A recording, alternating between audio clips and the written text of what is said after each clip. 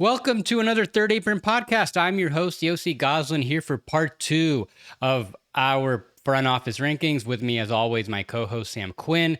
And we are going to be going off his rankings. He posted these about 2 weeks ago. Last week, we went through his top 10. We went into details over different criteria, how we feel about these teams. And now we're going to go through teams 11 through 20. So we're just going to get right into it, starting with team number 11, Memphis. Sam, I'm just going to kick it off to you. Last thing I said in our last episode that I feel like they should have been a lot higher. I would have put them in our part one for sure.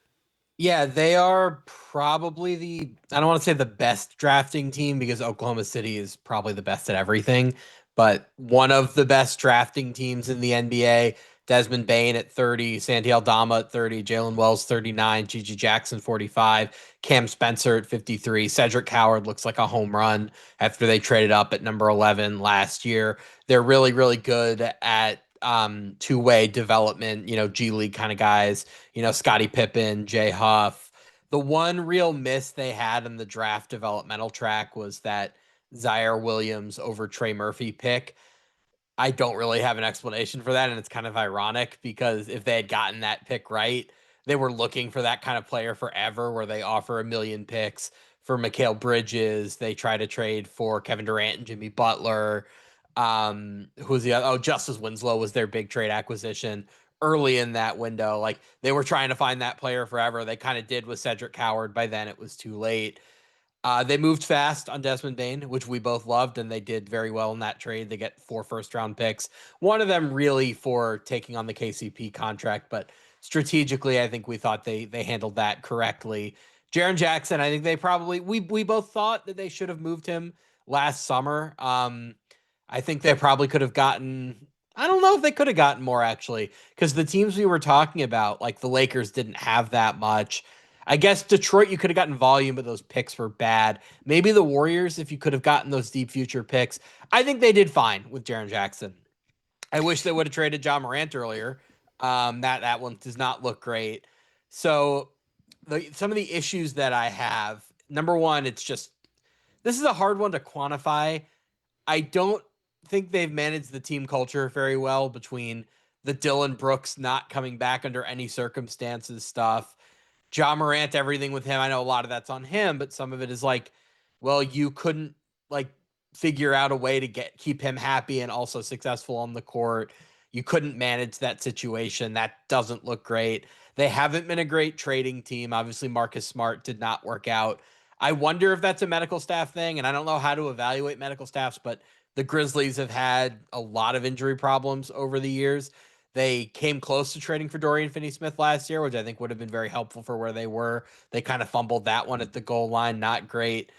They're not like a great team when it comes to acquiring outside players, like veterans in free agency or trades, but they're so good at drafting and developing that it hasn't really mattered that I feel comfortable having them relatively high up. It's just that without the other stuff, I don't know how much higher I can really put them.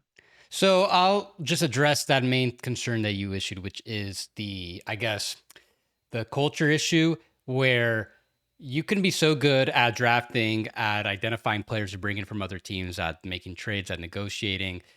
Culture is something that I don't think either of us are even that qualified to answer because we're not in the locker room. We're not with the team on a day-by-day basis. Like we could only see and hear from an outside perspective. But that's something that I think maybe kind of takes experience to kind of figure out. And the Dylan Brooks situation from the moment like they got eliminated and I think Shams tweeted that the Grizzlies decided they're not going to bring him back. That definitely felt like the inexperience showing. And then we've seen how they just haven't matched the highs of 22, 23 since he left. I think with Smart, they thought that he would improve the culture. So I think this is something that just an experience they could kind of figure out over time. But you mentioned some of the other two-way hits like Scottie Pippen, Jay Huff, some other guys like Vince Williams, Gigi Jackson. Those are looking pretty good. So highest conversion rate in terms of converting two-way players onto standard contracts, best in the league probably since the implementation of two ways. So that's huge because they're always have players like they've since 2019 they've had like the deeper 1 through 13s, 1 through 4 teams. Like very few teams can say they have a team as deep as them, even though okay, like how valuable is that depth? Well, it's Well, look at how pretty well they played without John Morant. It was like a few exactly. years ago when they were a top seed. Like, yeah, that's very Yeah. valuable. So just elite scouting, in my opinion.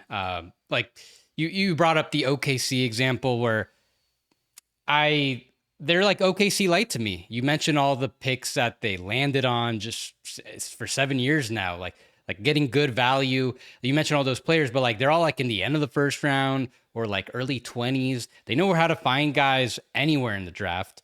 There were a couple misses, like in 2022, that was the big one. Like I think by then they should have maybe stepped back from investing too much in the draft.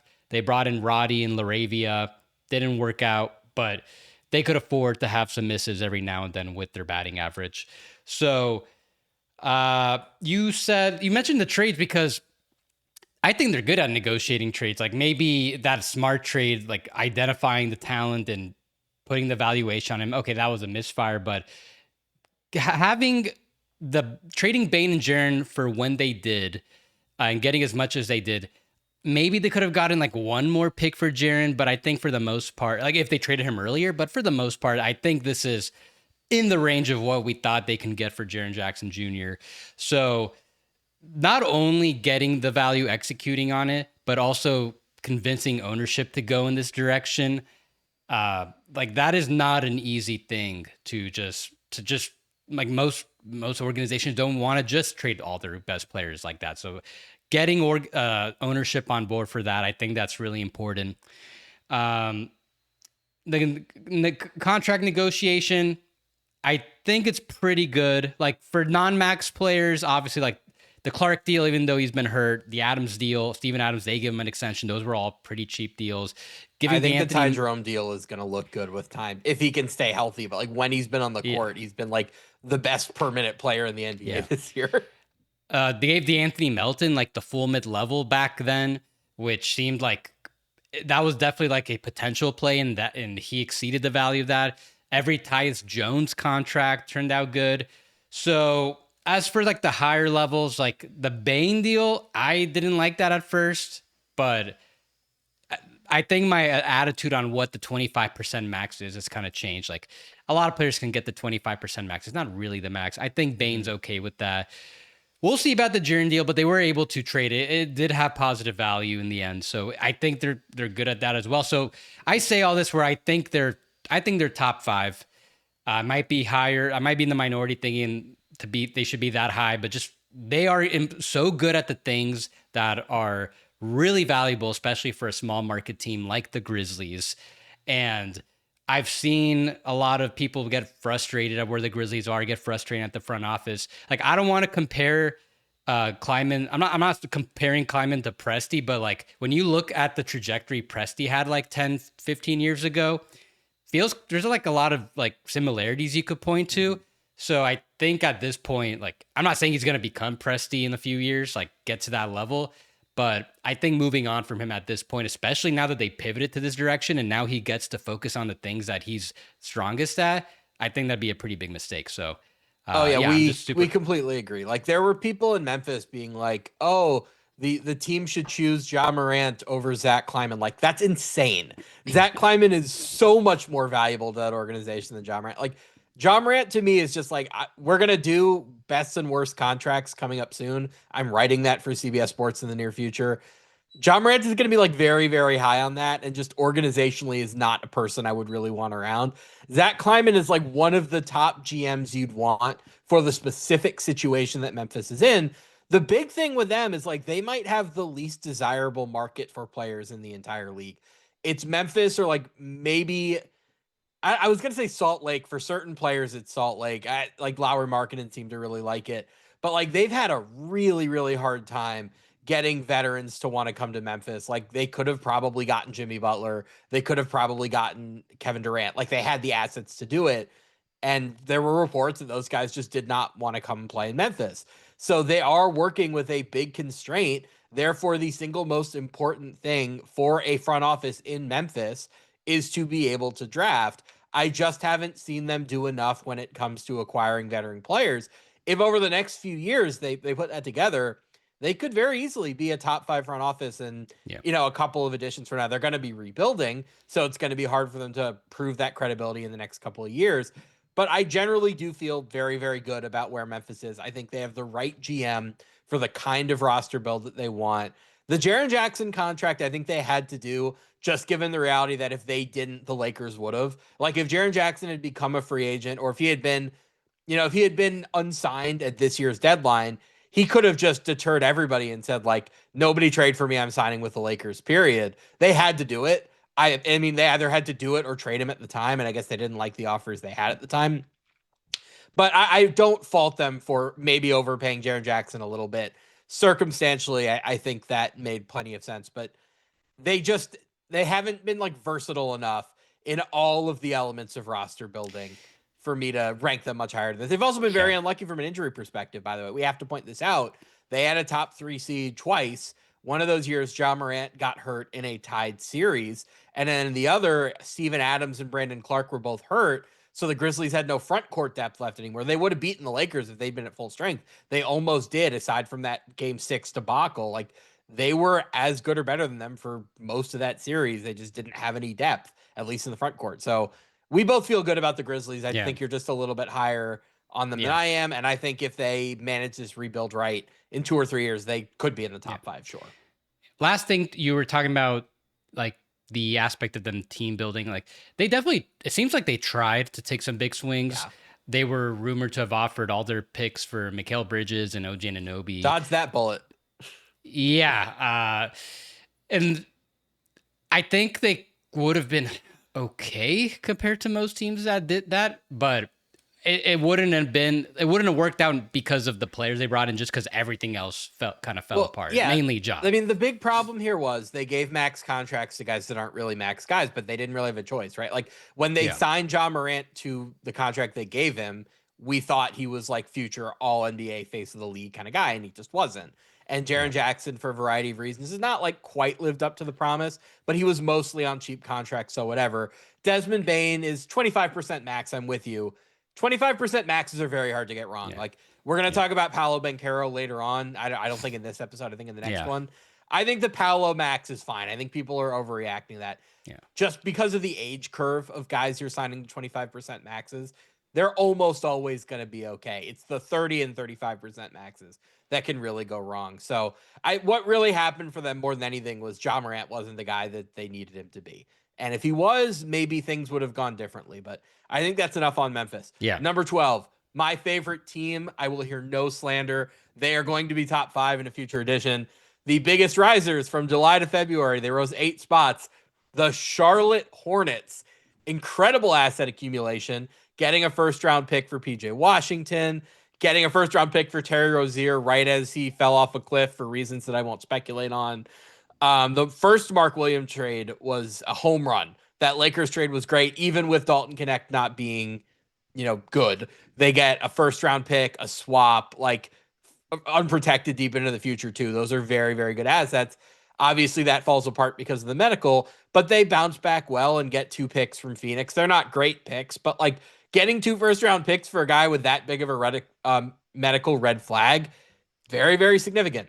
They nailed the 2025 draft. Con Knippel was not a home run obvious pick at number 4. He is a star. I think he's going to win Rookie of the Year. Kalkbrenner and James are both like solid bench young guys, like real NBA players. Moussa Diabate on the margins, home run, essential to what they're building.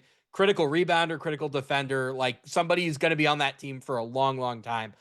Awesome find. We both liked the Kobe White deal. It hasn't really done much for them yet, but they probably need to have like a higher end backup point guard given LaMelo Ball's ankle injury issues and just some of the other stuff that comes with having LaMelo. You want to be good at backup point guard. They didn't panic trade LaMelo, by the way, when, 3 months ago, everyone was saying like, oh, it's over. Oh, he wants out. Like, they didn't panic. They didn't make a bad trade. We can talk about whether it might make sense to sell high, but they didn't trade him at the low point of his value. The Charles Lee hire was great. The only reason they're not higher is the tiny sample. They're still only a play-in team. Fine. I love everything the Hornets are doing. I agree. I think the contrast between the organization now versus who they were under MJ just 3 years ago, it is so stark. Where in the they were just trying to get like as soon as they drafted LaMelo, they were just trying to be as relevant as possible. The Gordon Hayward signing and like the one draft pick hit that they made, and they had like basically all misses all around. Like the 2021 draft class, who they had 2 first-round picks, they completely missed on both those picks. Like that really set them back, and they just kept trying to instead of like take a step back and rebuild and maybe like, I mean, they were already rebuilding, they're already so bad. But for the new ownership group to come in and decide, hey, like we need to take a step back yet again. We need to get a couple more top picks and actually execute on them. That's a tough decision that most organizations wouldn't want to do. And like it was definitely a rough another 3+ years of pain. And now they're finally starting to, I think, put a team together that's going to have sustained success. They just drafted really well. You mentioned who they drafted at the top. They pretty much hit all their picks in the last draft. One notable miss in 2024 is Saloon. We'll see. Yeah, he's still some playing. time. Like he's not. Yeah. Last year it was like, oh my god, this guy's going to be out of the league in 18 months. He's playing. Like you're getting some use out of him. You mentioned how well they've done in trades, getting value for some of their guys, getting first-round picks. Also, one of the more opportune teams in terms of taking on unwanted money and getting like a lot of second-round picks. They have a lot of second-round picks now. They have a lot of first-round picks too. They have one of the bigger surpluses in the league, but also just taking on guys that are actually like pretty good. Like they got picks for taking on Josh Green. They got picks for taking on Grant Williams. Like these guys are kind of helping fill in the back end of their rotation this year. Not that they're going to be long-term answers for the Hornets, probably not, but maybe you can flip those guys for some more assets later. So just like a lot of teams were just not wanting to take on bad money for seconds. And I think it worked out for the Hornets. They were like the one team willing to do that in recent years. The one thing we still don't really know is how this organization is going to negotiate. They gave LaMelo the max, so that's like the one thing we can look at it where that was just the time everyone was getting the max who was like a fringe all-star. But the Miles Bridges deal, that one's okay. It's descending, but the true test is going to come this summer. We're going to see what they do with Brandon Miller. But overall, I agree with you. I think that they are on the way up. They went from like a bottom tier organization to borderline right outside the top 10. I think this is a right spot. And I would agree that I think they're going to end up being higher based on this trajectory.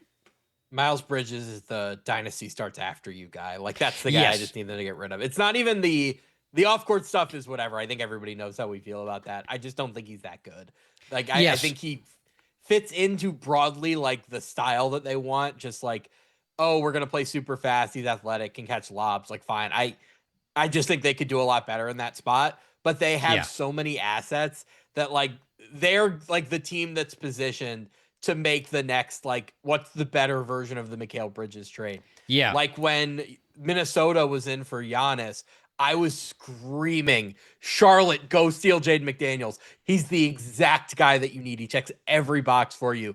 They have the asset surplus to do that. If they want to go trade for a high-end center, they could do that. Like, they have the chips to do whatever they feel they need to do. Right now, they're just kind of figuring out what exactly they have. Let's see how this year goes. See if they can maybe make the playoffs, have a nice first round series, and then they'll go from there. But they are so well positioned. Yeah.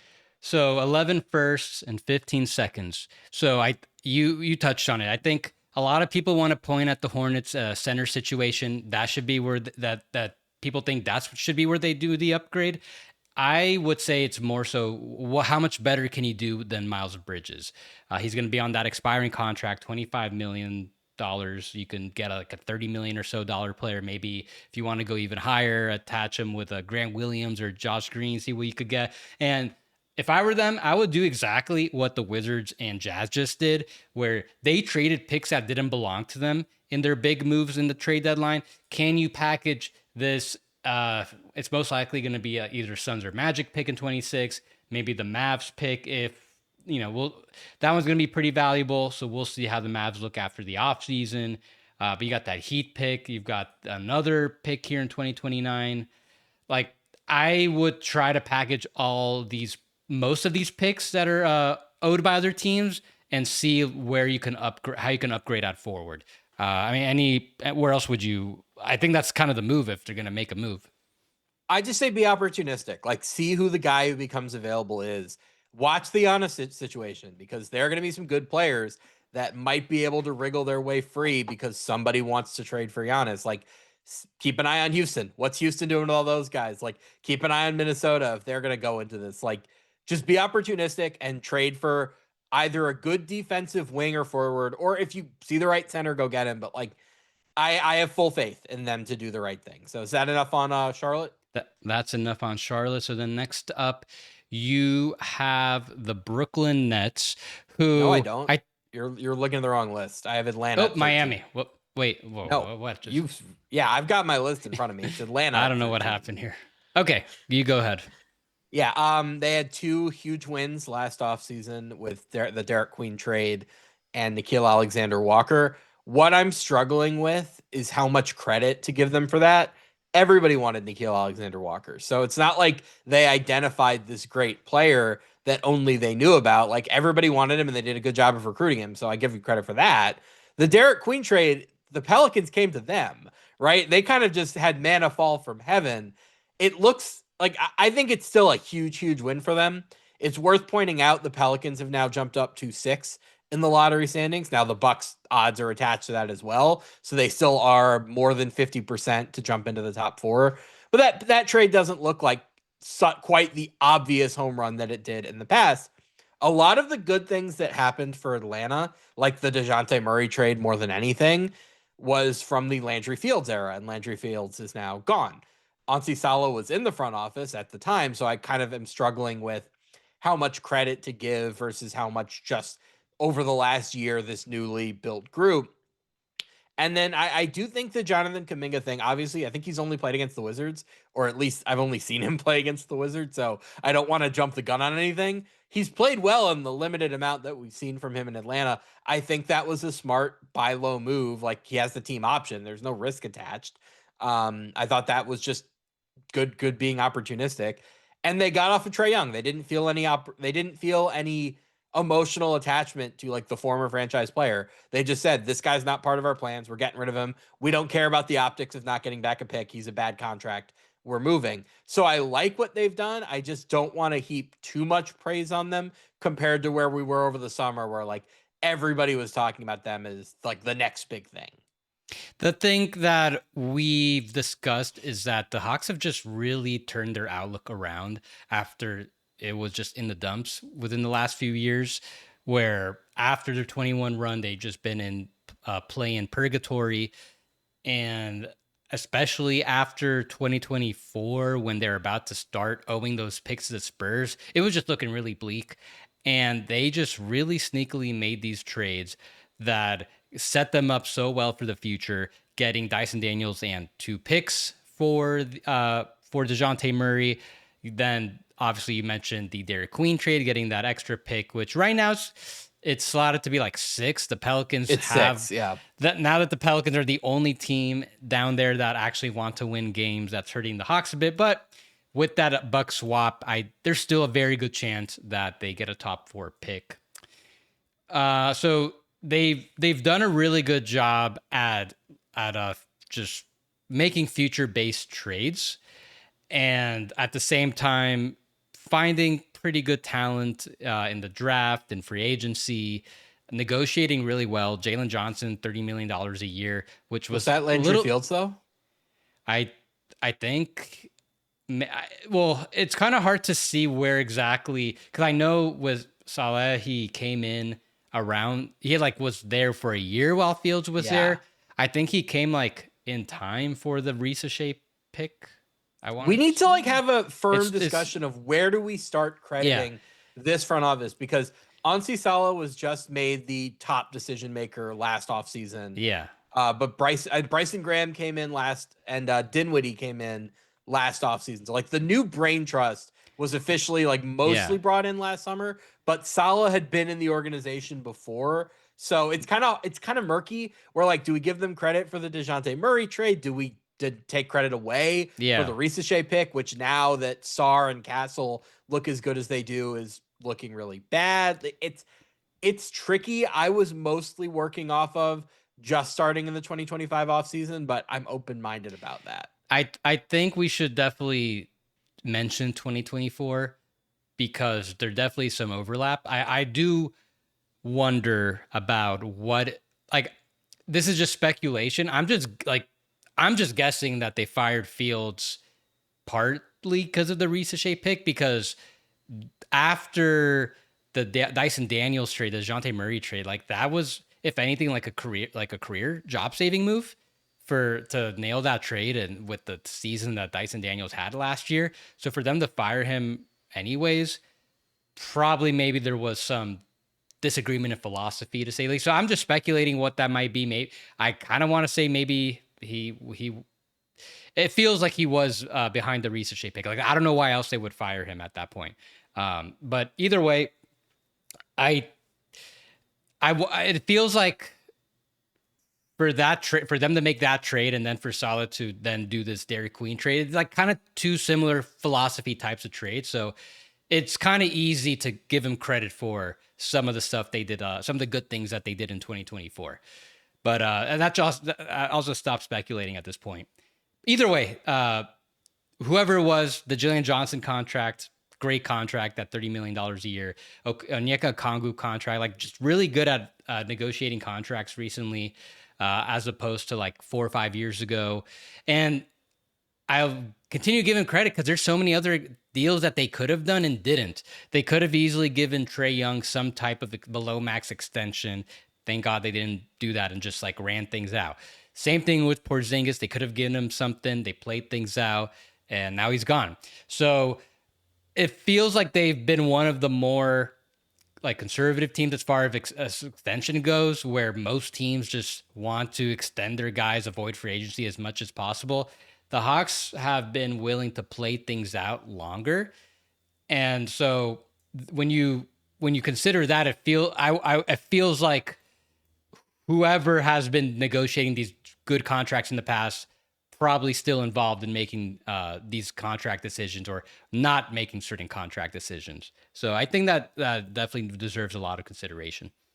They've been really dogmatic too about turning longer contracts into shorter contracts. Like getting off of the DeAndre Hunter deal when they did at the absolute peak of his value. We didn't think they got much for him at last deadline, but now knowing where he went, yeah, that was a great trade. They moved up like 6, 7, 8 spots, depending on where the Spurs and the Cavs land with that first round swap to get off of a negative contract. The Porzingis trade, even though they gave up, I think they gave up the 22nd pick. Am I right? I don't know what pick they gave up exactly, Yeah, but it I was think like that was still, I think that was still they worth yeah. it because aside from the Kuminga element of it, they got off of Terrence Mann, who had 3 years left on his deal. That was basically dead money. So that was still a good trade for them, even getting very little from Porzingis.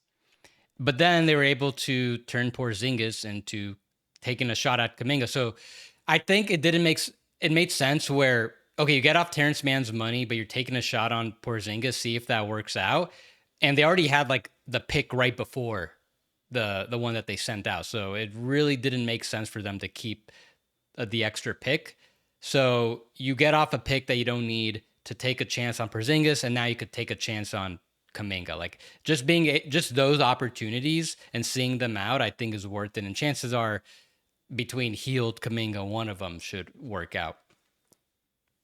Yeah, I think that just about covers it with Atlanta, but they're very much a wait and see kind of. Let's Yes. see how these picks plan out. They have another very good one from New Orleans and Yeah. Milwaukee in 27. I think that, Um, yeah, what they do with this, who they take with this pick, will be huge, because just the stink off the Reese shape pick right now, it's still, there's still time he could turn things around, but it's pretty much like he's not going to play up to the value of a number one pick.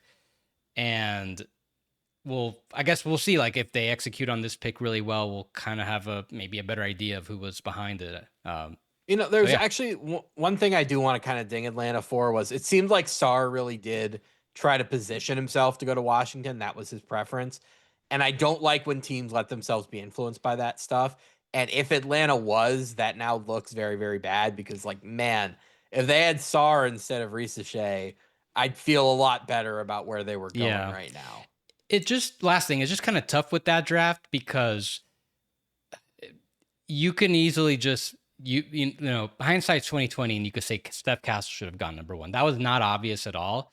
I remember, and correct me if I'm wrong, I'm pretty sure Woj was saying that the Hawks were like on draft night, like on the ESPN coverage, that they were close. They were kind of deciding between Ricochet and Reed Shepherd. So even if they took Reed Shepherd, okay, it'd probably have been a better pick, but they'd probably still get criticized for not taking Well, Sard, not taking Castle. So I just, it's just such a weird draft too at the top to I'm not the really person to like, ask about the Reed Shepard stuff because I think he's great and I think he's a perfect fit for the roster they have right now. He just isn't on that team. He's on the Rockets, and Ime Udoka doesn't really trust him. There was some Donovan Clingan buzz too. Like I think there were a couple of guys that were really in the mix. I think, as I recall, Sar was in the mix earlier, but had kind of directed himself towards Washington, and the Hawks had looked more closely at Shepard and at Klingon alongside Ricochet. Either way, I'm not yeah, crazy about how they managed that number one pick, but I think that's enough on yeah, Atlanta. I think number 14 will be a little bit controversial to some people, which is Miami, because for so long, the Heat were like maybe the best organization in all of basketball. If they were any other team and just had the last few years that they've had, they're now going on their fourth straight play-in run. We would be screaming they should trade Bam Adebayo, and I kind of think they still should, but I think when you organizationally close off a door as big as tanking, I don't know if I trust you to build from the position they're now in. Where in the past, when they were in the middle, they always had free agency as this golden ticket to work their way out of it because they could always just recruit the next guy. But for a variety of reasons, some of which we've talked about on this show, free agency is kind of dead, and recruiting is a less powerful, tool to use to get great players than it used to be. You either need to just draft that great player or accumulate the assets needed to trade for that player. And they're not doing either of that because they refuse to tank, so they're not going to get a super high pick. And they haven't managed their assets especially well, right? Like they traded a first round pick for Terry Rozier. I think now we realize how short sighted that was, not just because he got so much worse when he got there, but because they weren't thinking far enough ahead about, like, hey, we really might need to trade for a star and keep every possible asset liquid that we can. They tried to trade for Damian Lillard. They couldn't. I think that's a complicated situation. And I don't know how much that was in their control. Durant they could have gotten and they didn't. I don't Again, we can argue about whether or not they should have given his age, but Kevin Durant, the player this year, would have made the Heat a lot better. Giannis, they didn't really come close on, but whose fault is that? They haven't done a good enough job stacking picks. They haven't done a good enough job drafting. I think they really badly mismanaged the Jimmy Butler situation in the 24 offseason. You as a team have to know how your player is going to react to that. Where, like, you have to know that you shouldn't publicly call out Jimmy Butler. You have to know that he's not going to be happy that you're not extending him. And by the way, based on the way things have gone, are we sure they should have just extended him? Because I kind of think they should have. If not, you had to trade him at the time. He torpedoed their season 24-25. They obviously still do certain things very, very well. They're an incredible player development organization. Getting Norm Powell for free was just awesome work. Davion Mitchell gets there and has been much, much better for them. Like, they're still the Heat. They still deserve some benefit of the doubt. I just really dislike when any team says, we refuse to build in this specific way. You can't close doors because there just aren't that many of them. I'm sorry, the best thing for them would be to tank. They refuse to accept that. They have a track record of building from the middle. I don't think the situation right now is set up for a team to build from where they are in the way that it was 5, 10, 15, 20 years ago. yeah. They're really good at finding players externally. Some other guys, like obviously Andrew Wiggins, he was always going to be a part of the Jimmy Butler return, but even like PJ Tucker, getting him on that contract, Kyle Lowry, even though the contract was high, like that was he was still a Everyone really wanted him. crucial. That He was, was remember that still, offseason when like 20 teams wanted Kyle Lowry? Like they, I can't blame them because then you'd be yeah. blaming the entire rest of the league. No, and he was still like important to him. He was just like a little overpaid, but he was still very productive for them. Um, so, and even Rozier, like I liked the trade at the time, so I'm not gonna just shit on it because it's so easy to like. I like the theory of Rozier for this Heat team. He just wasn't good anymore. But they're not only just good at finding players to bring into their team, like some of the ones that you mentioned. They're just really good at scouting as well. Almost all their first round picks you can say like are pretty above average compared to most players taken that are drafted. Like I can't really think of a player that they drafted in the first round. I'm sure there are, but that like actually did not work out as a bust. Like all the guys, a lot of the guys that they have right now just kind of like vary from like borderline rotation player to like a good starter. And then even like with the Grizzlies, the Heat are like right there as far as finding the two-way guys, diamonds in the rough. Not as much recently, but like 3-4 years ago, they did have Max Strus, Gabe Vincent, Caleb Martin on two-way deals, and those guys ended up being like on any given night, you are the number two scorer. You're gonna help us win these games, and they went to the finals. So I think that they have been really high on their talent evaluation and their own players to a fault, where I don't know how much we have to discuss like luck being a factor because they just needed a star to put it together, and that was Jimmy Butler. And I did not think that he had this in him.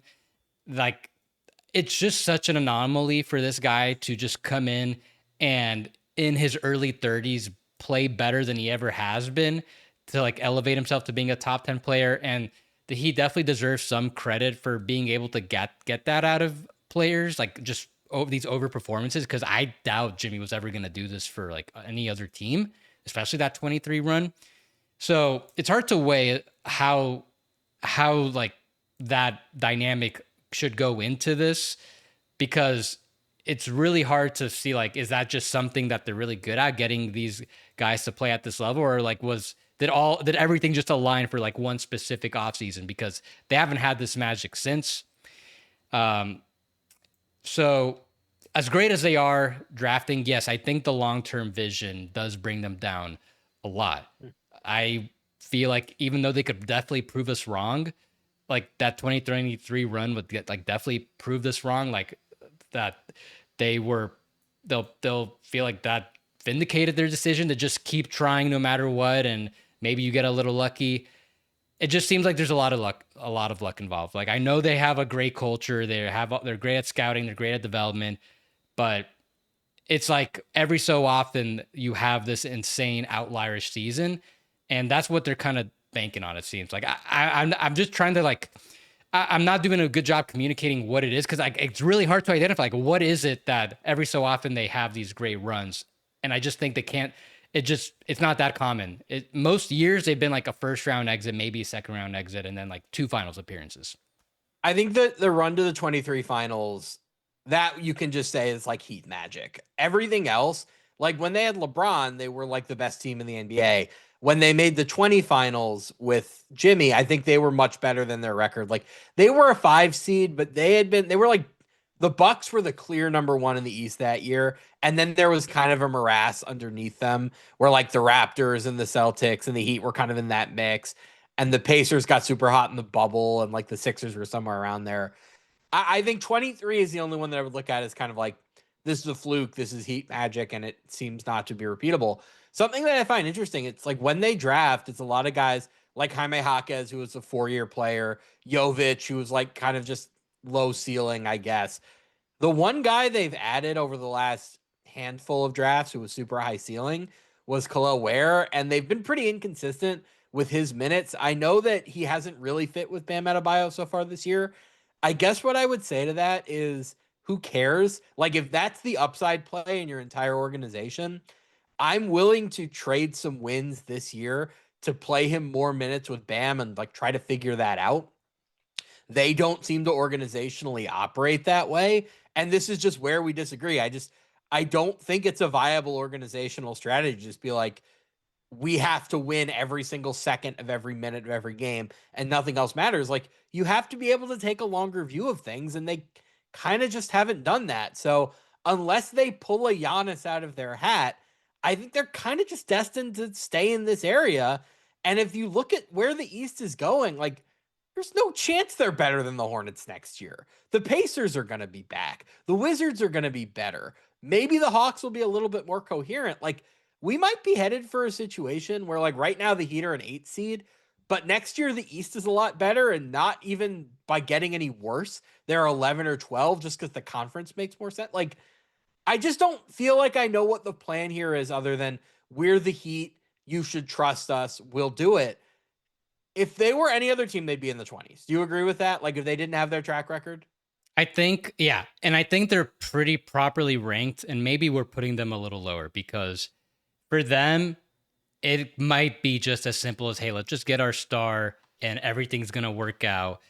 It worked out with Jimmy, even though no one ever saw what happened coming. And if they'll probably go back to the finals if they get Giannis. Like, they could get Giannis in the offseason. I don't know if they have the best package, but if they get him, like, it might not matter. All our critiques really might not matter. That, like, I would expect even like I would expect at least like a similar type of outcome over the next 4 or 5 years if they get Giannis as when they had Jimmy. So I it could easily backfire this track that they're on if they don't get a star. Like, think about how just mediocre they were after LeBron left before they got Jimmy. Like, and it could have just continued if they didn't get Jimmy. So they just need that. It just seems like it's just as simple as they just need that star, and then everything else will just fall into place. So Yeah, even if they get Giannis, I kind of feel like this season was the moment before the Pistons are fully realized, before Tatum's back, before the Pacers in the mix. I think if they get Giannis next year, they're going to be like a 5 seed. Like, I just don't think I don't think they have enough. I don't think they'd be good enough. Like, I mean, that's kind of where I'm at. Seeding doesn't matter for them. All their best runs are Okay, like as a low seed. they'll lose in the second round to the Pistons then. Like, that's what I think that would happen if they got Giannis next year. Anyway, we'll have to see the team. We'll have to see the full roster. Right.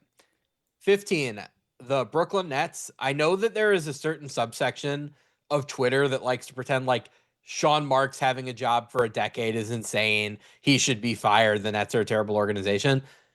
The Nets came one pandemic away from maybe building a dynasty. I don't know why we don't talk more about this. How incredible that build was with Durant, Kyrie, and Harden, and like getting Nick Claxton on the margins, getting Joe Harris on the margins. Like, if COVID doesn't happen, they probably win at least one, if not multiple titles. So yeah, I'm not going to fault Sean Marks for a worldwide pandemic happening and really affecting the way he built his team. They've done most everything right since then. The one thing you can really ding him for was the Harden for Simmons trade. But I don't know that, like, James Harden is the sort of player you can just like put on the open market and trade anywhere. Like, what else were they going to do with Harden after he clearly quit on the team? I don't know there was another trade out there that they could have made. They've consistently done very well when trading away their own players. Think about where Kyrie's market when they traded him to Dallas was. Like, getting what they got from the Mavericks was a win. The Kevin Durant trade, the home run of home runs. Like, maybe like one of the best, other than the Paul George trade, maybe the best selling a player trade ever made in NBA history. Yeah, most value extracted for one player. Right. And like, I guess they didn't get Shai Gilgeous-Alexander. Like, if they had, that's why the Paul George trade has to be better. But you get the idea. That's like a historically great trade. They've consistently been very, very, I don't know if conservative is the way to put this. They have held on to their players throughout good offers in search of great ones. And that has worked out very, very well for them. Like, how many offers did they get for Mikal Bridges that would have been fine, right? Like, if they had traded him to Memphis for all those picks, whatever, that would have been a decent trade. I think the Rockets came in with an offer at one point. I don't know what it was. They waited and they got the historic haul for Mikal Bridges. That now looks like an awesome trade for them. They waited on Cam Johnson too, and it might have costed them some draft position in 2025. I think Egor Gemin looks good. I'd be very excited to have him. Maybe they could have gotten higher up that lottery. Who's to say? But they get an unprotected pick for Cam Johnson, plus Michael Porter Jr., who's better than Cam Johnson. Like, that's a killer trade. So I don't think you can really fault them for holding on to their guys because it's worked out for them. They've done pretty well in the margins. Like, I think Day'Ron Sharpe on his contract is like one of the better backup values in the NBA. Jordi Fernandez, awesome coaching hire. I think that's going to manifest in the next couple of years. And by the way, like, we don't think about this because they're not the Knicks. They are in New York. They are a big market team. Guys want to live there. And by the way, like, I don't know if casual fans know this. When you play for the Knicks, you don't live in New York City. Their practice facility is in Westchester. It's an hour away. When you play for the Nets, their practice facility is in Brooklyn. You actually get to live in New York. It's a very desirable place to be. They're loaded with draft picks right now. They're in an awesome position. They're going to be really good again within 2 or 3 years. So the way you just explained everything makes it sound like they should be in the top 10. How come they're like middle of the pack then? Yeah, honestly, I'm a little like mad at myself. I think I should have ranked them a little bit higher. I think to some extent as an organization, you have to bear some blame for everything that went wrong with Kyrie and Durant and Harden. Like, when a player quits on you to the degree that James Harden did, that's a red flag. I think the Steve Nash coaching hire, it showed some promise early. I think they kind of just looked at it and said, we're going to have this star-studded roster. I think, like, we don't need to have an experienced coach. Oh, nope. Turns out you did need to have an experienced coach. I think they let the players have a little bit too much control over the roster. And therefore there was kind of nobody to put their hand on the wheel when things were going south. Like, trading Jared Allen to appease Kyrie and Durant, not looking great, right? Like, Jared Allen is really, really good and would have been a great fit for them. So I do think there are some organizational things that they should be dinged for, but mostly I'm thinking I probably should have ranked them a little bit higher, and I just maybe let backlash of previous rankings get to me. So I had Sean Marks as my fake vote for executive of the year last year, mainly for the Bridges trade. I think that's just so much value. Like, if you took, I thought if those rumors about the Nets declining 4 picks for Mikal Bridges by the Grizzlies back in 2023, as soon as they got him, like, if that's true, I thought that was crazy that they declined these trades. And it worked out. Like, you're right. Like, they are so good at valuing players on the market and knowing how long that value could sustain. Like, I really can't think of a situation where they lost value on a guy other than maybe if you want to say Kyrie, but that was just like that was just Kyrie destroying his own value. Harden. They lost a ton of value on Harden.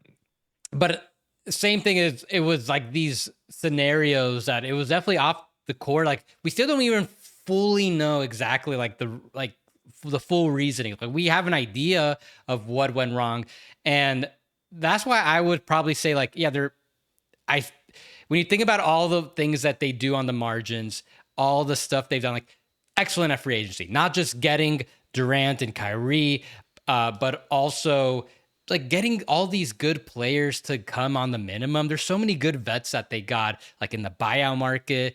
Like, they're the reason now teams can't, there's that apron rule for buyout players. Like, they got LaMarcus Aldridge and Blake Griffin, even like getting Paul Millsap and Goran Dragic, like, even though those didn't really work out, like, still they're just so good at getting these players for cheap. They're pretty good at drafting, like, between Jared Allen, Karis LeVert, even though Cam Thomas hasn't worked out, like, I still think I like in the low 20s. That's like pretty good value. Day'Ron Sharpe, Claxton, like, they're pretty good at drafting. So there's a couple knocks. One, negotiating below max contracts leaves a lot to be desired. Like, the Claxton deal is okay. The Joe Harris deal was pretty bad. The Andre Jordan deal was pretty bad. Like, the one deal I could think of that was like a really good value contract was the Dinwiddie one from like 6-7 years ago when they got him at like the mid-level at the time. That was a steal until he got hurt. And then I think the strategy going into last year's draft is just really hard to evaluate. Like it just seems so weird that they took all these players and they didn't really have any draft pick that's like that valuable. You can't really point to anyone there so far that can really turn things around. It's still early. We'll see if there's anyone there that can really even at least become an all-star. But that's the kind of thing where if they don't even get like one guy to really pop, like that could set them back. So we'll see. Time will tell. I suspect that they'll do better this time around, even though they only have one pick. We'll see what they end up doing. But no, I think there is something also just unexplainable. Like, why did all those stars just lose faith in the organization? And we don't know. Like, we still don't know what exactly it is. And it just gives me this feeling like, okay, that all these small things in consideration, instead of them being like a top 3, top 4 organization, they're probably closer to top 10 because of some of these things that like it just imploded and they have to get dinged for that. Jemin is the guy that's going to pop. I think he's legitimately good. The other four, I think, are like whatever. Like we'll see. I think they'll I think Danny Wolf is going to be an NBA player. I just think he's probably going to be a bench guy. Like of the Powell, Seraph, Traore group, I could like I don't have super high hopes for any of them, but I bet two of those guys will like be in the NBA. The DeAndre Jordan contract was table stakes. Like that was just what you had to pay to get Kevin Durant and Kyrie Irving. But I think you put it really well that like there's clearly more to this story that we don't know about what went wrong for that team. And until we see them, turn the corner with a new group, I think it's reasonable to hold that against them. But if in 2 or 3 years they're really good, it's going to be pretty easy to push them up because we can just look back at it and say, like, Kevin Durant's had a checkered few years since he left. Kyrie is Kyrie. It speaks for itself. Yeah. Harden is now forced trades off of multiple teams since then. Like it might have just been a, weird cocktail of personalities. Yeah. The drafting, I think you're a little higher on than I am. And the other thing that I want to bring up is this trade they made with Houston. Knowing what we know now, would you still make that trade? Are the lottery balls in 2026? Because in 2025, they moved up 2 spots and they probably would have still been able to get Jemin. And if they didn't, they could have drafted Coward or they could have drafted Queen or like somebody else who was pretty good. Were the lottery balls they got in 2026 worth the surplus of assets? I think it's 2 picks in 27 and 1 in 29 that they ultimately had to give up just for this chance to be in the 2026 lottery. I think that's something that's going to have to play out over time. If they jump up to number 1 or number 2, like, yeah, of course, this 2026 draft is apparently so good that maybe it's still worth it, but I'd be holding my breath on that. I think you still have to do it, knowing what we knew at the time that the Nets were so bad in 2024. And the Suns, I don't think anyone thought that they were going to implode as bad as they did. And that's just 1 year so far. They've been good this year. We'll see what happens over the course of the year. I just think it's better to have control of your draft. And they wouldn't have, that trade doesn't work without the Mikal trade. Like you really have to factor that in as like one big mega trade, because the other element is that they got all these Knicks picks in the future. Now they have control over their destiny, and that could come to play whether they get some good picks of value, or maybe that they could leverage some type of trade in the future with the Knicks. So I think there's just too much revisionist history to like say that you shouldn't have done that, because a lot of it comes down to what do those picks, Suns picks, amount to. Hang on, like, why are we totally dismissing the idea? Like, why couldn't you have just made the Bridges trade and said, like, well, we don't have control over our picks. Let's like do what we did last time and just build a culture and be a play-in team. And maybe we'll give away some high picks doing that. But then when 2027 rolls around, we'll have all of Phoenix's picks and we'll have all of the Knicks picks and we'll have these Dallas picks. Like, we'll have everything. Did they really have to get their own picks back? I don't know that it's as much of a binary as people say. It's like you have to make both or you have to make neither. I don't know. I would have been a little more comfortable being uncomfortable there. That's just me. I don't think that's like this isn't like a something I would really ding them for. It's just I don't think it's quite as certain as it's been made out to be. But anyway, They were I just think gonna that's be enough on. so bad. Like, and again, But they've done they that. They've built from that position before. Can you imagine like you just take your medicine, right? Like they did last time with the Celtics. But then you get to 2027 and you like we have infinite picks moving forward. Something to think about. but the only reason they weren't able to get their own picks back then is because they didn't have all these extra picks to trade. Where all they really did was like they lost like one pick in the aggregate doing it, and they still had like 12, 13 picks left over. Like, I think when you're in that position, when you have all these picks, and chances are a lot of them are going to end up not being that great. And that, like, and again, like they probably gave some good picks in this trade. Those Suns picks are, some of them are probably going to be good. I still think that in the short term, it made more sense to just have control of some of your picks and figure it out from there. All right, Yeah. next team. Number 16. I think this one is going to be reasonably quick. It's the Pistons. And if you want to rank the Pistons higher because they're the best team in the East, like I'm not going to fault you too much for that. They're obviously in a great position. It's just that the current front office did not acquire that much of this team. Like the four most important players on the team are Cade Cunningham, Jalen Duren, Asar Thompson, and Isaiah Stewart. And Troy Weaver drafted all of them. And Troy Weaver's not here anymore, obviously. And believe me, we will be having a Troy Weaver conversation later. But the current front office inherited the core, and they've done a very good job of supplementing that core with the right veterans. Like Tobias Harris, great. Duncan Robinson, great. Dennis last year, awesome. Malik Beasley last year, awesome. No complaints. Dennis Jenkins, incredible two-way finds. Like that's somebody who's going to be a part of their team for a long time. I think they're a pretty creative front office. What they did with Minnesota at this year's deadline to get that first round pick swap, which is going to be worth like 6 or 7 slots just for taking on some money when they had all this flexibility anyway. I think that was really good.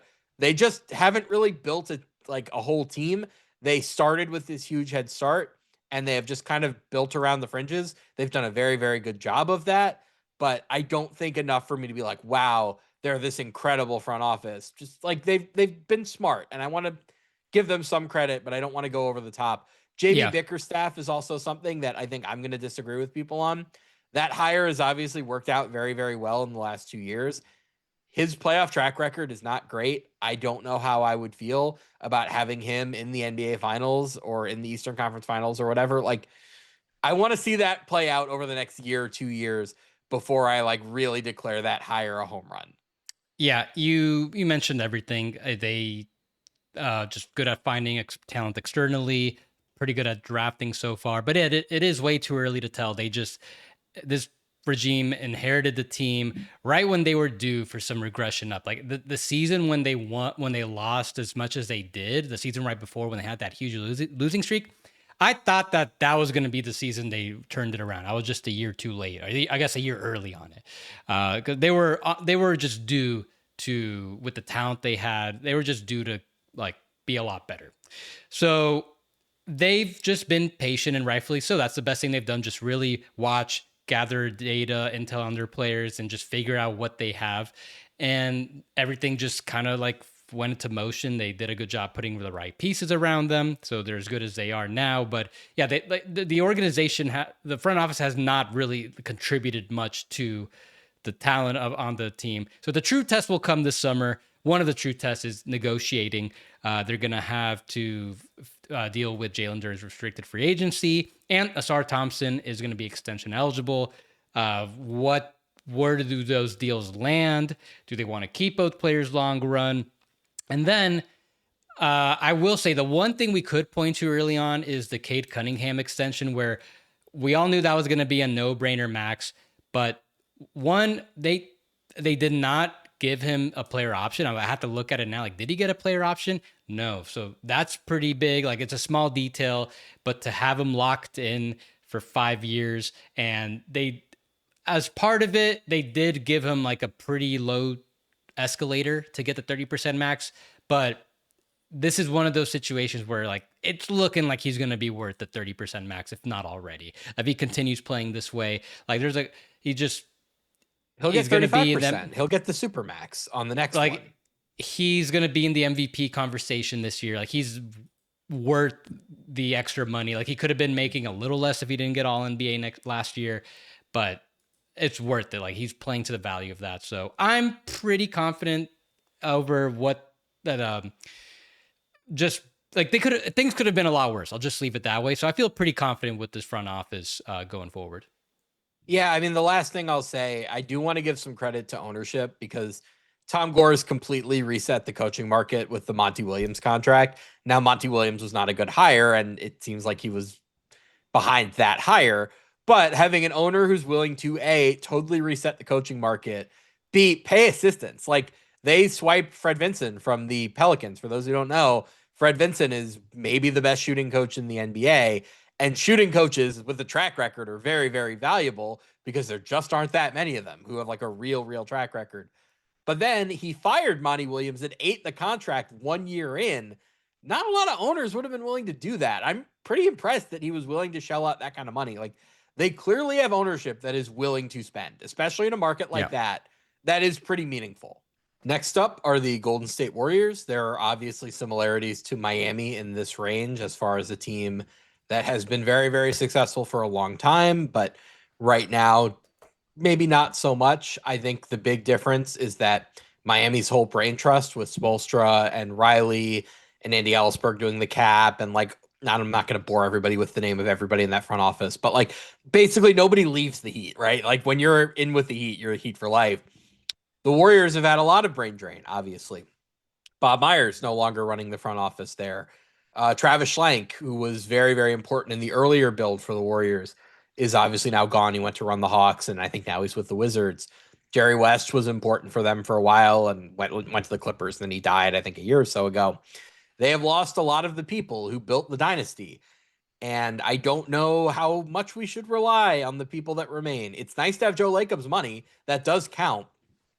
I don't know what the big win of the Mike Dunleavy era is, aside from the Jimmy Butler trade, which I will grant worked very, very well. It was a good trade. They didn't give up that much. Anything else that's kind of happened in that range, I don't know. It doesn't really stand out to me. They mismanaged basically every element of the Jonathan Kuminga situation. I don't think we have to go into too much depth there, but there are 100 ways they could have handled that situation better. As far as their drafts, they're like really good at finding guys who look really promising for 20 or 30 games and then totally level off. Like, remember when Brandon Pajemski was supposed to be an all-star? Like, no, he peaked as a rookie, and that's that. But Trace Jackson Davis, Will Richard, Pat Spencer, a lot of guys who like come to the team pretty pro ready, but don't really develop once they get there. That's become a theme for them over the last few years. I was fine with Porzingis. It was low risk, high reward. Let's see how it pans out. But I think as far as the Kuminga trades that were reasonably on the table, that's about as much as you could have hoped for. But I just don't really know how much trust this current group with Dunleavy and Kirk Lakeup and the holdovers who have not left since their dynasty, how much trust they really deserve. I do think there are a lot of Warriors fans who talk about like, we owe it to Steph to throw everything into these last few years, or we should be trading away all of our picks.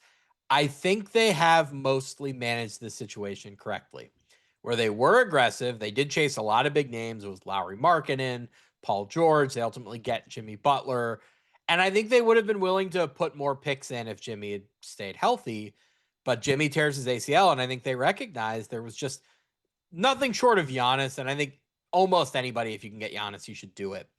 But there was nothing short of Giannis that was going to be able to take a team with Jimmy Butler on a torn ACL and Steph in his late 30s and not much else into true contention. I think giving up any more picks the moment Jimmy went down was probably irresponsible. And I think they're managing this about as well as you could hope for. Like Porzingis is kind of optically a brilliant trade. I know it didn't really work out that way. I know Warriors fans wanted more, but Porzingis is somebody who theoretically like could play at an all-star level, but you didn't have to give up much for him because of all the other stuff that comes with him.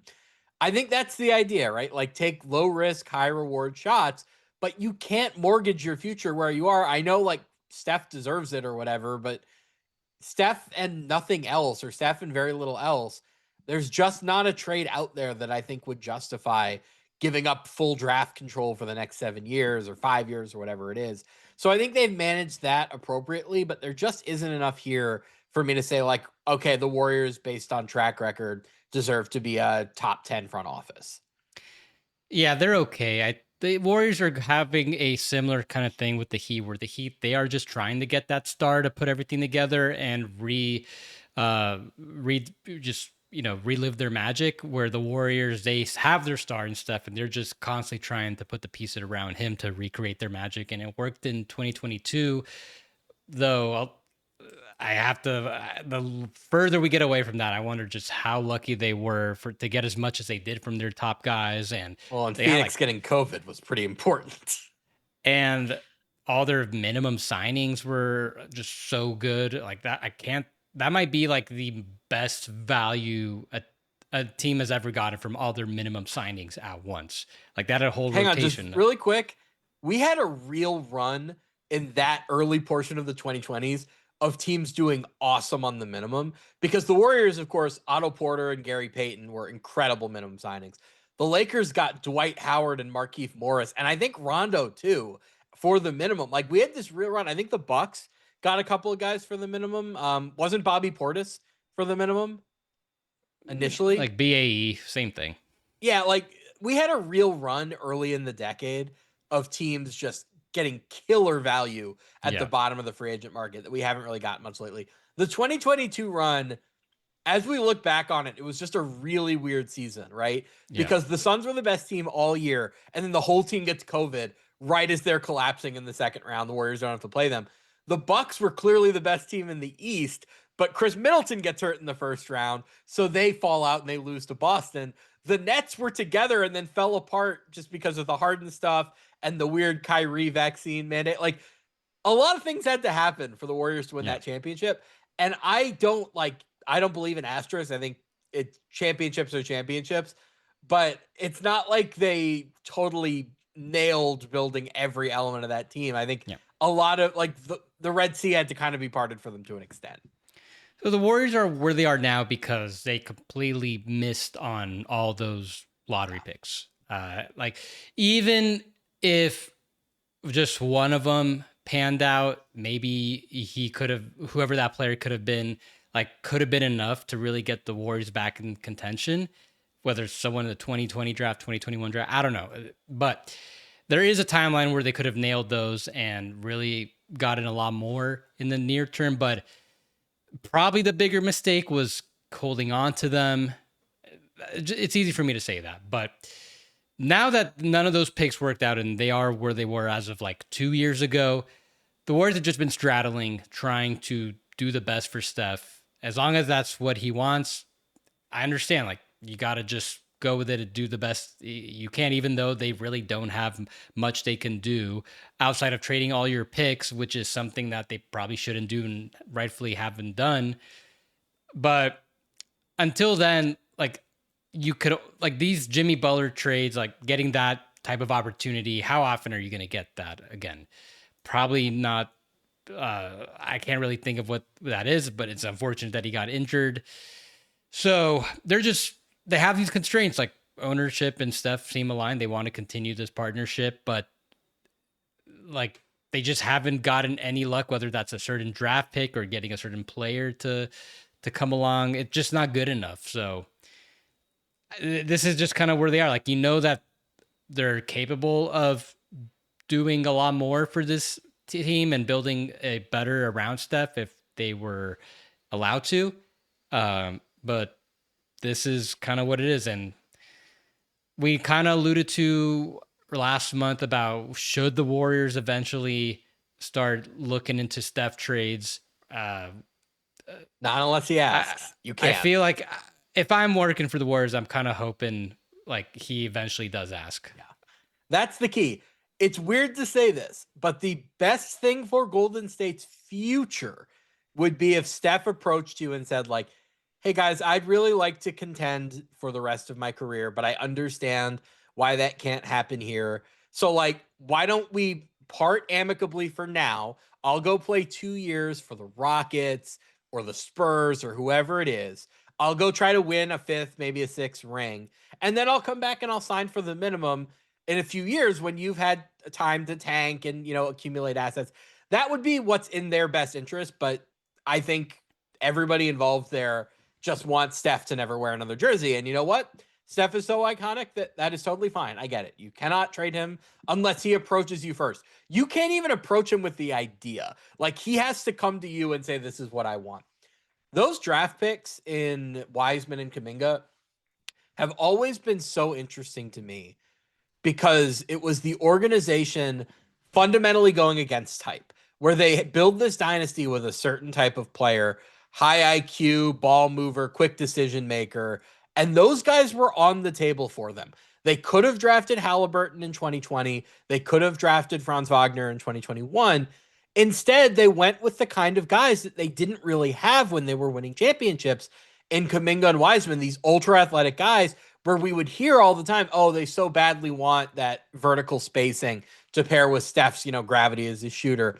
Oh, they really want that at least athleticism. There's so much they can do with that, given the spacing that they have. But it's like, if they would have just stuck to the principles that they actually won with, they would have gotten those picks right. And imagine where they'd be right now. The situation would be entirely different, and they didn't. And there's an interesting story there, because I don't want to sit here and say teams should hold true to their organizational principles no matter what, because that can get you into trouble in other ways. But it's very, very interesting to look back on those two picks as the swing moment for the end of the Steph era in Golden State. Because if they would have just drafted the kind of players they had spent the last 6 or 7 years accumulating, they'd probably still be a contender right now. Yep. Yeah, I got not much. I don't have anything else on them. Who do you have next? This one, I think you're going to be a little higher on than I am. I really struggled with them, and that is the Los Angeles Clippers. We have to mention the aspiration stuff. I don't know what to do about it. What I frankly went in thinking was, I am not going to directly hold it against them. I'm not going to say, oh, because of aspiration, they lose this many spots or that many spots or whatever. Subconsciously, it's hard to ignore. The evidence from Pablo Torre is pretty compelling. I will need to see a lot from this NBA investigation to believe that there was no funny business here. We will see. That will play out. I don't want to speculate too much more on that, but yeah, I mean, if they cheated, that's something that we will eventually hold against them. But of course, for now, we don't know. My problem with the Clippers. Oh, if you have something on aspiration, go ahead. No, I have nothing. I was going to move on. Okay. My problem with what the Clippers have done over the last few years is that I feel like they've been too reliant on older guys and not thought hard enough about kind of the whole of your organization, where the Norm Powell sending him out for John Collins and then just assuming we'll be able to bring in Bradley Beal and he'll replace him and it'll be totally copacetic. That did not work out. I think Brook Lopez finally really started to show signs of age this year.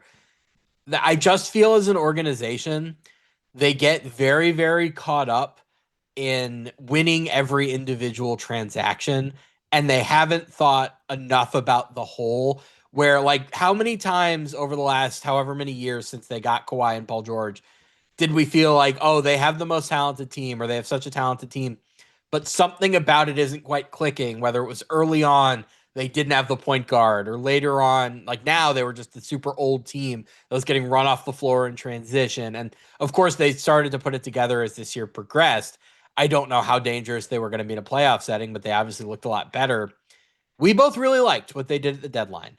The Darius Garland for James Harden trade was like home run. Makes total sense. I have certain questions about Garland's health moving forward. We'll see how that pans out. But trading a 36-year-old All-Star for a 26-year-old All-Star, easy win. The Zubats trade is either going to be a modest win or a home run of a trade, where if they get that Pacers pick between 5 and 9, that is like a genius trade. Incredible work. Even if they just get 2 unprotected picks deep into the future plus Mathurin, I think that's still a solid trade. I like the direction they've gone, going younger when they had the chance, selling reasonably high on their guys. Zubac selling very high. Harden, selling very high on him as well. I don't blame them for not trading Kawhi, because there's just so much more to that we don't know. If they could have traded him for value, I would have, but we don't know what the case was there.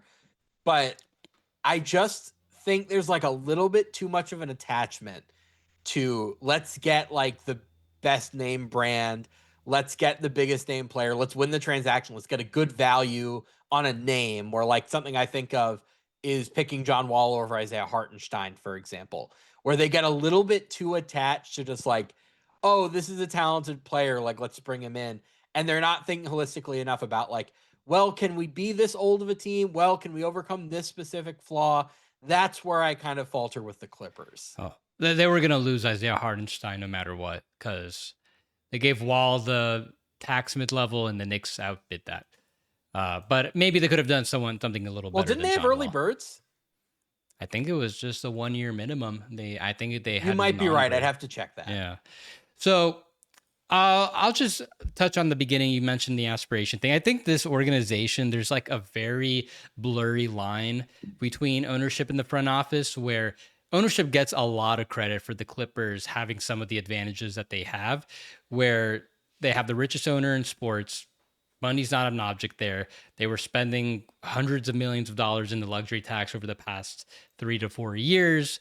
And maybe you want to consider the aspiration thing somewhat of an advantage. If you want to look at it that way, that they're willing to pay even more money to their players, if that's what it takes to keep them. But uh, either way, like the Clippers, a lot of their advantages definitely comes from not just being in LA. They were able to get to Kawhi to join them, but also ownership played a big factor in there as well. So when you separate that, I feel like the front office can be really, really good, but they've also countered it with like some very pretty bad moves. Like you're talking about them wanting to win the transaction, like all these on the margins. Like their trade deadline now was very reminiscent of the moves that they did, moving away from Lob City, getting what they got for Chris Paul, getting what they got for Blake Griffin, which really set the stage for them to pivot and enter the new era that they're in now. Like those were some very smart shoe trades, and this trade deadline kind of reminded me that that's still in there when they really want to get a lot of value for their guys. But then they have all these trades that they just give up way too much value, giving up everything they did for Paul George. I think they gave up a lot for James Harden, even though the trade worked out for them. So whether it's like an element of desperation or whatever it is, there's kind of like this balance in the end where they actually like lose on these trades on the valuation. So you have to ding them too, because like as great as some of these moves are, they also just do some very damaging moves in the long run. Maybe, and then like with Kawhi and PG, whether it's injuries, chemistry, it just wasn't worth. It just didn't end up going as great as well as they hoped. Like maybe 2021 they would have gone all the way if Kawhi didn't get hurt, but even the Paul George Kawhi era, like you can look at star duos in the past. Like think of LeBron and AD and how well that worked. Like, can you think of even like a play when Kawhi and Paul George looked like they were this amazing duo that complemented each other and added to each other? It was never like that great. Like they never No, put. but remember, like Jason Tatum and Jaylen Brown don't interact that much either. Like I think when you're talking about wings, I'm a little bit more forgiving of that. I understand where you're coming from, but I think wings are just at such a Yeah. premium in the NBA. It's fine. I don't mind that they're like Yeah. not running pick and roll together. But then the last thing is I think they held. I think they should have exited a little earlier. Like for them to get out of the Chris Paul, Blake Griffin as early as they did. Part of that was money. Part of that was that Chris Paul wanted to leave anyway. So I don't know. Maybe they would have just continued it anyways. But I think like once even like around the time before they got Harden, I was already kind of feeling, this just isn't like working out as well as they did. Like, did these last 3 years with Harden, was it really that worth it in the aggregate? Like, would the time have been spent better, trying to focus on the next team, trying to get a good pick, trying to get good picks for these guys? So they want to be competitive at all costs, but it's kind of goes with the Warriors, the Heat, same kind of deal. Not as bad as them, where they just really want to remain relevant, and maybe they left some good opportunities on the table in the long run. Okay, first of all, I have a quote from Isaiah Hartenstein. I think I was actually going to come back, but I can't take that big of a pay cut. They picked John Wall over me. So again, I'm somebody who will frequently say take player quotes with a grain of salt. They are trying to present themselves in a certain way to the media. I'm not going to Yeah, sit here and say this means absolutely Isaiah Hartenstein would have come back, but at least just for what this is yeah, worth, he says he was willing to come back for the tax MLE.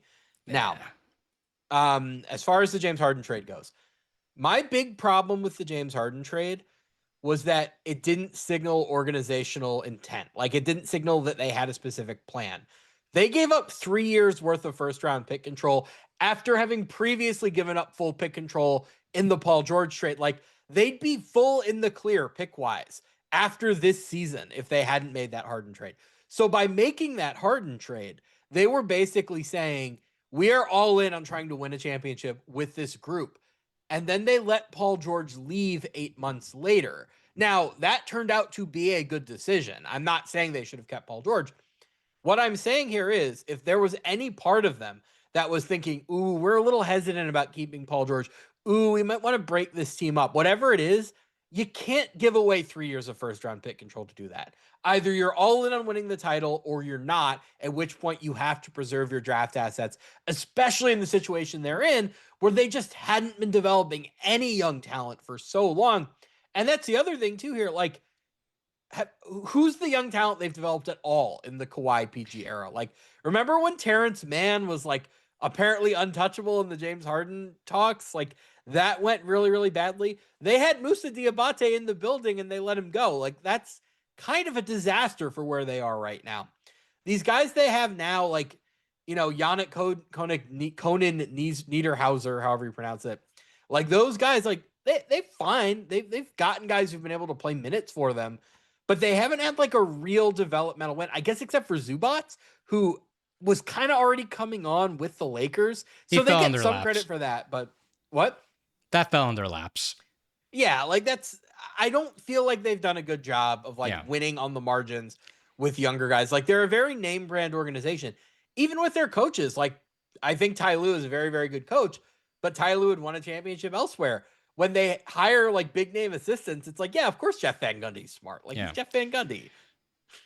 Yeah. So the Clippers, once they traded all their picks and the swaps, they pretty much had like the 25th through 30th pick every other year.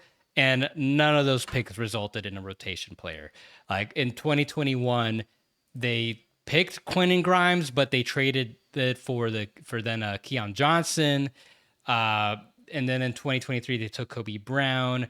Their second round guys, they've been okay. Like Jordan Miller's okay, he's coming on now, but for the most part, like really, like no one other than Terrence Mann really resulted in being a rotation player. So you can think of like when the Bulls traded their picks, they immediately got Ayo Dosunmu. And that was just like one little example where, okay, you kind of offset a little bit of the loss of those picks in the short run. The Clippers like did not get any value on the back end. The same thing with the Bucks, who we're not going to talk about today. Like they were down all these picks and they really did not get anybody when they did have picks. They're very, very similar as organizations where I feel like their main pitch is just being very aggressive. And I think the Clippers have done a little bit better on the margins, and I think they've had a better theory of what kind of team they've wanted to build. But yeah, there are some similarities there. Anything else on the Clippers before we move on? I think this is pretty accurate. Like they're like mid tier, but like when like the good things are so good that you would think like they should be higher, but then like there's just so much things that went wrong that yeah, this is a kind of appropriate ranking, I think. Number 19, the Portland Trailblazers, who consistently rise a few spots every time I do these rankings. The Denny Avdia trade, absolute home run. And we're going to talk about the other side of that trade when we get to Washington in the next episode. But that is a great, great trade. They got an all-star on maybe the best contract in the entire NBA. The Damian Lillard trade with the Bucks. At the time, there were a lot of people saying, oh, they could have gotten more from the Heat. No, they couldn't have. That trade is awesome. Those are some of the best outstanding draft picks in all of basketball. And then they got Damian Lillard back at like a third of his pre-existing contract. So great work there. They have too many old guys who make a lot of money. Like Jeremy Grant should have been gone 2 years ago. They held on to him way too long, and now he's a negative contract. The Drew Holiday trade is a little bit more defensible because he has played well for them, and they are probably going to be a play-in team this year. I think they will ultimately make the playoffs when the dust settles. And there is something to be said for handling your obligation to Chicago now because you owe a lottery pick to the Bulls, and you don't want to let that linger into 2028 where it might affect the swap rights you have with the Bucks. So making the playoffs this year if you can, I get that. Having both of those guys making 30 plus million 2 years from now when they're in their late 30s that's ridiculous. And that offsets a lot of the value of having Denny Avdia on that great contract where you might not be able to renegotiate and extend now because of those bad contracts that you have. The drafting is kind of all over the place. Like Scoot Henderson was an obvious pick. I don't know how much you can really detract from Portland for him not working out. Anybody would have picked him at 3. But yeah, some of the guys like the Thompson twins after look a lot better. Donovan Clingan was another like obvious pick, but he looks a lot better. Donovan Clingan is awesome. Like that's a foundational player for them moving forward. Getting Kamara from Phoenix, great trade. The contract doesn't look quite as good. I think when he signed it, we both thought that was an incredible contract. He hasn't been as good on defense this year as he had in the past. Shaden Sharp is sort of similar where like I see the promise in the contract. It's very much based on potential, 4 years, 90 million. He still really isn't like a positive impact player. I think it's more the potential there. Like he scores a lot of points, but he's inefficient, takes bad shots, doesn't do much on defense. Like I kind of want to see this play out over the next few years. They clearly don't have a best player on a championship team kind of guy, but I think they've been smart, sort of like Boston was when they knew they had those Nets picks coming, where they said, we don't have to tank forever. We can kind of start building a culture, start trying to win games, and trust that the Bucks will give us our upside picks in the years to come. But they don't have the track record that Danny Ainge has, and their misses are a little bit more glaring than Danny Ainge's, so they come in at number 19. So I'll start with the good with Portland because I probably would have had them much lower in previous years. The They were Dame trade, 25 a year ago for me. They've yeah, improved. I don't know how much, but in my book. So one, the Dame trade, I did not like it at the time. Partly because, mostly because you and I agree they probably could have gotten a lot more had they moved on from earlier. Well, yeah, but based on what was there at the time, they got the better trade. They did better with the Bucks than they would have with the Heat. So they didn't get like that many draft picks, but it was this trade where they did this trade and then they had to like reverse engineer and do more trades from it to keep getting more value. So they bring in Drew Holiday, which he wasn't going to make sense there. And then they turn him into another pick, 2 more picks, and Robert Williams. And then a year later, they turn one of those picks that they got from the Celtics or Bucks with their own pick for Denny Avdia. So they're working on deconstructing this Dame trade and building their core, and they still have more picks that you and I imagine they'll probably trade some of them to get some more players that can help them. Now another like really good long-term piece, because as good as the roster is, they could probably do better on almost any position. I don't think there's like any position you have to say, oh, we shouldn't pursue a guy here because we have this player here. I don't think there's like, aside from Avdia, and he could kind of be interchangeable at the forward, there really isn't anyone I would say it's like he's so irreplaceable at this position. I think they should be open to everything. Clingan is really something. I don't know that people have really caught up yet.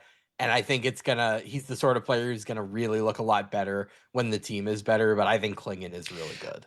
So that's not a knock on Clingan, but I think the selection of Yang Han-soon is they just like want to have like a different flavor at center, like a stretchier option. Not that he could shoot or anything, but like the more offensive centric version to counter Clingan. Like if you have in 2 years from now, you have Clingan on like a pretty nice deal, and then Yang Han-soon actually works out, that's like a really good center rotation. So that's where I mean, like if you can get another like a different type of center, so you have a different option to go to, I think that's like, I don't think Portland should be held back from trading for a certain guy just because they have Klingon.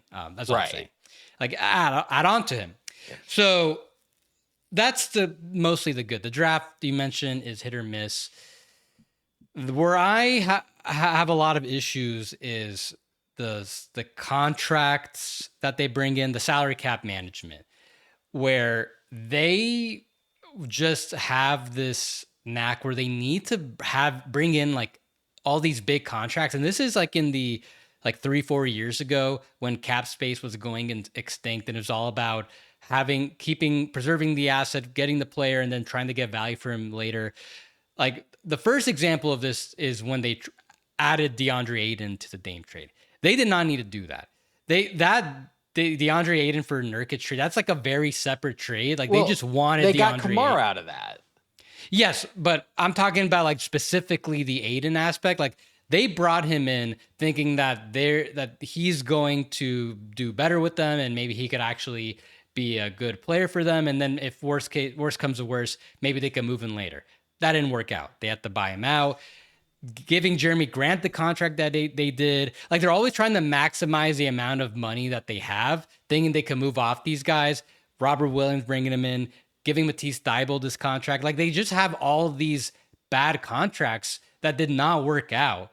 And they can, and even to this day, like the Holiday trade has worked out better than most have imagined, but they just, the advantages that they're hoping to get to like try to maybe move some of these guys later, or like that hasn't happened, and they haven't gotten enough for most of these guys to really justify getting like losing the flexibility that they have. Like I think like they don't really have an extra first round pick. They got extra first round picks from the Bucks trade and from the Dame trade, and then ever since they only got like one extra first round pick moving down to get Hansen for Cedric Howard.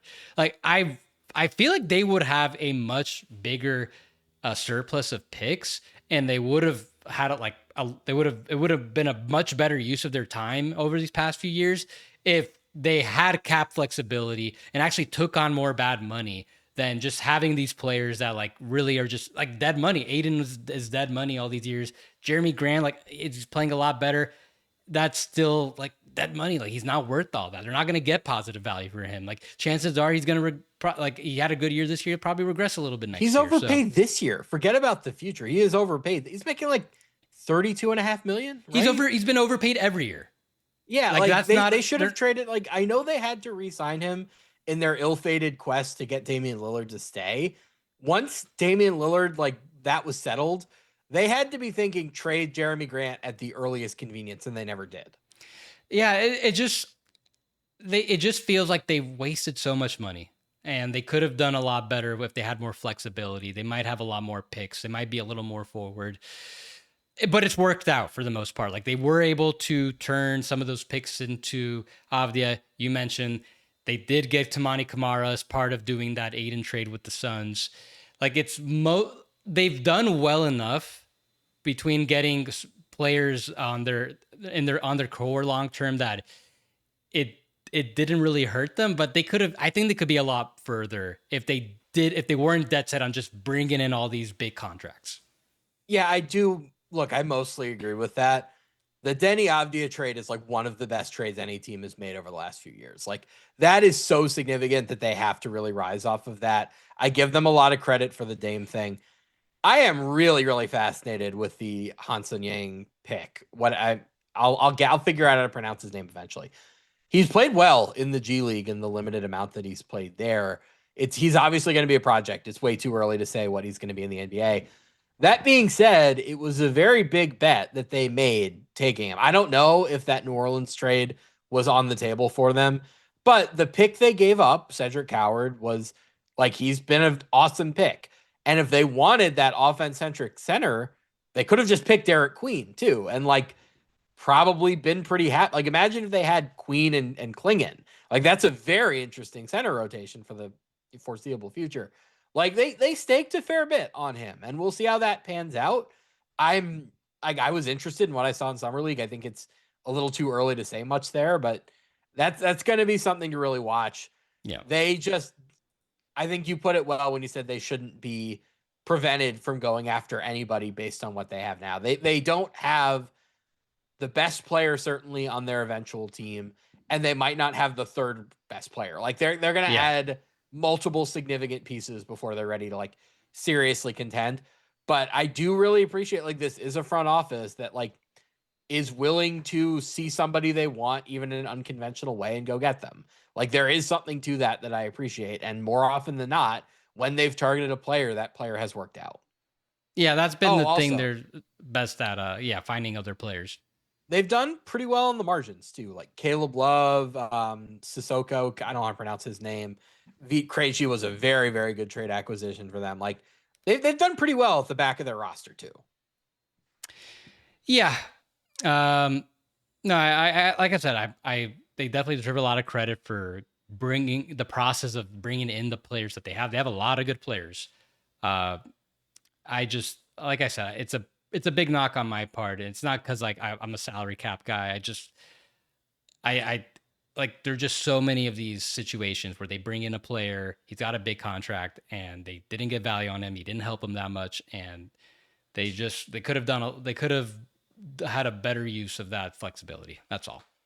Yeah, I All think right. that's Yeah. entirely reasonable. Last All team right. today, the number 20, the Denver Nuggets. And this is a team that, looking back, I actually think I was a little too high on. So, what do I mean I by agree. that? Most of the core of this team was built 2 GMs ago. That was Tim Conley, who drafted Jokic, who drafted Murray, who traded for Aaron Gordon. Calvin Booth, I think, got a lot of flack for some of the things he did as GM. I think the interview he gave Kevin O'Connor recently did not paint him in the best light. You did not make it look too easy, Calvin Booth. That being He painted said, himself well in my book. I really enjoy that conversation. that being said, he did draft well. Like now, knowing what we know about Peyton Watson now, like that was a very good pick. Christian Brown was a good pick. He mostly drafted pretty well. I have a lot of other problems with some of the organizational direction stuff that he did, but the point is he did bring in good players. I think this is the best roster that Denver has had in the Nikola Jokic era, like top to bottom. When you factor in the depth, getting Jonas Valanciunas was very important. He's the best backup center they've ever had. Hardaway and Bruce Brown at the minimum is very, very good work. Peyton Watson ascending the way he has opens a lot of doors for them. Obviously, health is going to be very important for them going into the playoffs. If they are healthy, I think this is probably going to be the best playoff roster they've ever had. Spencer Jones, awesome two-way find. Really like him.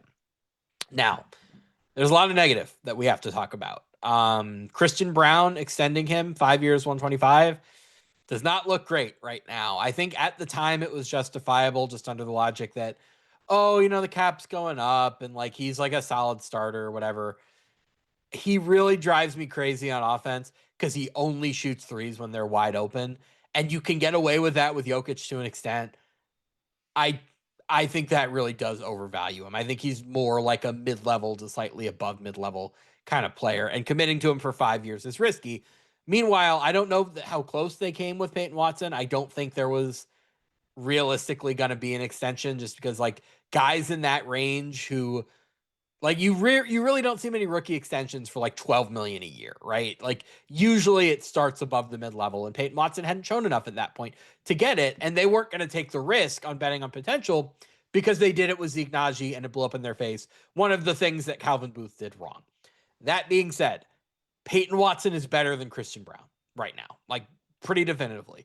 The player we have seen Peyton Watson be this season is better than Christian Brown has ever been. Frankly, he's been better than Cam Johnson too. He is the fourth most important person in their organization, and they're going to have to do something to find a way to pay him.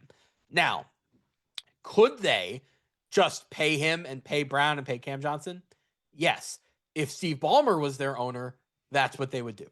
But this organization does have a history of being kind of frugal. And you look at the Michael Porter Jr. for Cam Johnson trade right now, and it looks pretty financially driven. Now, we thought Cam Johnson was going to be better for him than he has been, and we did not know that Michael Porter Jr. was going to be this good on the Nets. I don't think they could really be faulted for either end of that, but clearly they made that trade partially to set themselves up to duck the tax. They created the room they needed to get Valanciunas, which is helpful. But that was probably a mostly financially driven move. And we now look at the situation they're heading into in the offseason, where they're going to be like at the second apron before even addressing Peyton Watson. They're probably going to lose a core player next year. It might be Cam Johnson. It might be Peyton Watson. It might be Christian Brown. Somebody very important based on their financial history is probably not going to be on the team next year. And if they make their team worse right at the middle of Nikola Jokic's apex, that is like inexcusable level of ownership. Like, you buy a team to put them in this position. So I'm just saying take advantage of it. Those are some of my concerns. I just really don't trust ownership to spend. The David Adelman hire, I think, has worked out. I think David Adelman is an improvement on Michael Malone. That being said, I don't know how much credit the front office gets for that. They didn't really have a choice. He did so well in the postseason that they kind of just had to promote him, keep him, whatever. But those are my concerns. So where are you at with Denver? So first, I think we need to address there was a regime change, but not too much. They hired internally and brought someone from Minnesota who was with the Nuggets before. Yeah. So when discussing like a new front office, I think we kind of need to see like how much separation is there between the current group and what was before. And I feel pretty confident saying probably not that much. And you talk about ownership a lot, and not just from the willingness to spend. It seems like they're very involved in a lot of the decisions, because I remember when they fired Calvin Booth, Kroenke made himself president of basketball operations temporarily. Like, it seems like there is a lot of input there. So it does feel like there's a common through line, in which case I think it is fair we could evaluate a lot of the stuff in recent years in terms of ranking this team now. I like, would you agree or disagree with that? I don't think there's much evidence to say for now that like the Kroenkes are like making serious basketball decisions in the way that there's the indication that's the case for other teams. I do give them credit, by the way, like firing Booth and Malone at the same time with 3 games left in the season. That was a gutsy call, and it worked out. I think it was the right decision. I don't know how many other owners would have had the guts to do that. So yeah, I give them props. So I'm not. If you want to have some carryover from the last couple of front offices, because like, yeah, I mean they hired internally and they brought somebody back who had been a Tim Connolly acolyte. Like, it's a lot of the same DNA, fine, but I'm not gonna like say ownership is meddling in basketball decisions. Like, remember that rumor that they weren't going to trade Michael Porter Jr. because the Kroenkes had gone to Missouri, and like that meant that way they had to keep all the Missouri guys. Like, no, like they have let the front office make the basketball decisions they wanted to make. Yeah. The question has just always been, are they willing to spend the money? Well, and that's an element where I just feel like, compared to some of the other, like the Clippers, for example, we talked about their willingness to spend money. It feels like, I don't know. It feels like a less I feels like I can't separate it as much as the Clippers than with the Nuggets. But as far as them, they just have so many constraints because of the financial stuff. They have spent a good amount of money in the past few years, but this year they were able to get under the tax, which it's fine. They were able to put together the best team they can, but next year they're going to spend a lot. Like, what is that line? Like, next year, because they are in the repeater tax still, even though they're going to get out of the tax next year, they could be looking at like if they keep everyone, which means they're keeping Cam Johnson and Peyton Watson, we're looking at maybe like a $450 million to $500 million roster. Pay it. Depending on how much Peyton Watson makes. Pay it. Because you have one of the 15 best players in NBA history, the absolute peak of his powers. You might, like, he's the best player they've had in 50 years of that organization's existence. It might take another 50 years to get another Jokic. Yeah. And by the way, every year as San Antonio and Oklahoma City get older, and you get older too, your odds decline, right? Like, their highest odds over the next few years are probably this year, and then next year after that. And then it's going to start declining as those teams start to hit their peaks. The time to do this is right now. What I think they should do is just pay Peyton Watson, keep the whole team together next year, and let Cam Johnson leave as a free agent after that. One year where you're paying the massive luxury tax bill. After that, you get a little bit more frugal. But I think maximizing your odds this year and next year are critical. Yeah. How much have Peyton Watson and Aaron Gordon played together as starters? Like, have they even? Like, there's been so many injuries; it's hard to keep track of that. No, it hasn't been Yeah, much. That's going to be a because question for the playoffs, though, because like for years, I think I always really liked Peyton Watson, but what I was worried about was like he overlaps so much with Aaron Gordon. Now they've both improved so much as shooters that maybe that's not as yeah, much of an issue. But like yeah. something that I talked about for a long time was either I'd be trying to trade for Peyton Watson as another team, or if I were Denver and I did have to trade one of the core guys for whatever reason, I might be a little bit more willing to trade Gordon because I feel like Watson could step in as his replacement.